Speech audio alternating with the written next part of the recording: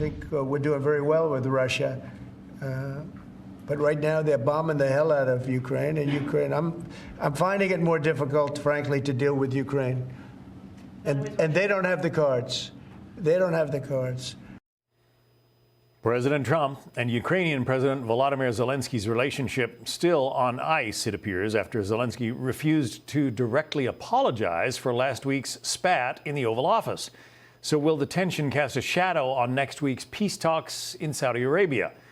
Here with his thoughts is GOP strategist and former White House spokesperson under President George W. Bush, Pete Seat. What do you make of the president's claim that he's finding it easier to deal with the Russians here, Pete?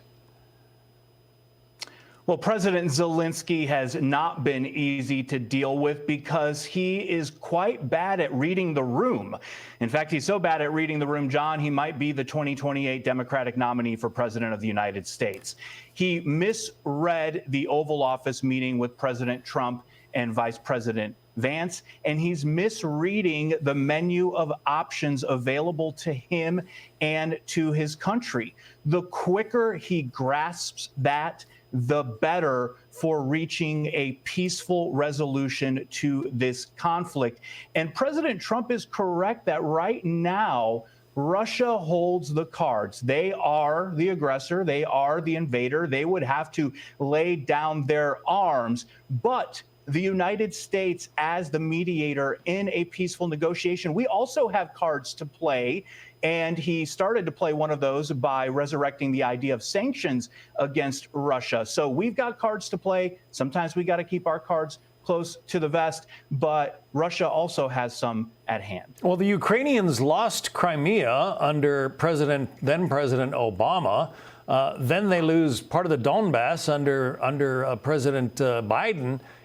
What is the motivation for Zelensky to just say, okay, you know, a much more powerful, bigger neighbor has grabbed my land, and we're just going to call an end to it?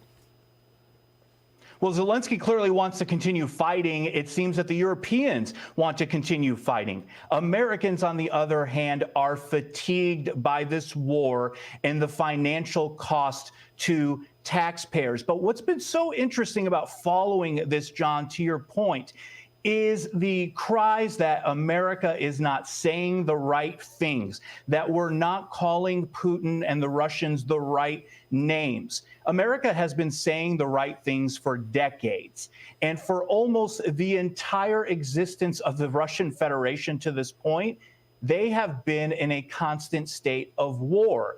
So why is it a bad thing to hold our rhetorical fire, so to speak, and try to do the right thing for once? Maybe a change of approach is what is needed, and that's what President Trump and his administration are trying to do. So how would you evaluate President Trump's foreign policy to this point? I mean, it's early in this administration. Well, for all the talk that a second Trump presidency would usher in an era of blanket isolationism, just look at the list of accomplishments in less than 2 months. You have Americans who were wrongfully detained in Russia and Belarus and Venezuela. They are now home. You have more hostages who are being held by Hamas in Gaza have been released. You have Canada and Mexico stepping up enforcement at the northern and southern borders. And you have the United States of America trying to mediate a peaceful resolution to the war between Russia and Ukraine. So all those naysayers, contrary to what they believe, this is an administration that embraces American leadership and the power of our words and actions, and is doing what they believe is right to protect Americans and support our allies. We also have the president reaching out and writing a letter to the leadership of Iran. Iran seems to have spurned that, but might it yield something?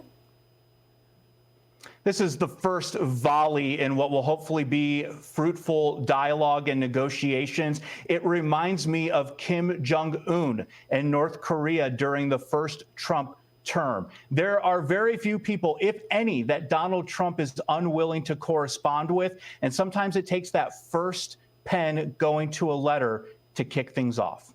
All right. Pete's seat. It's been quite a ride already. We'll see what comes of it all. Thank you, Pete.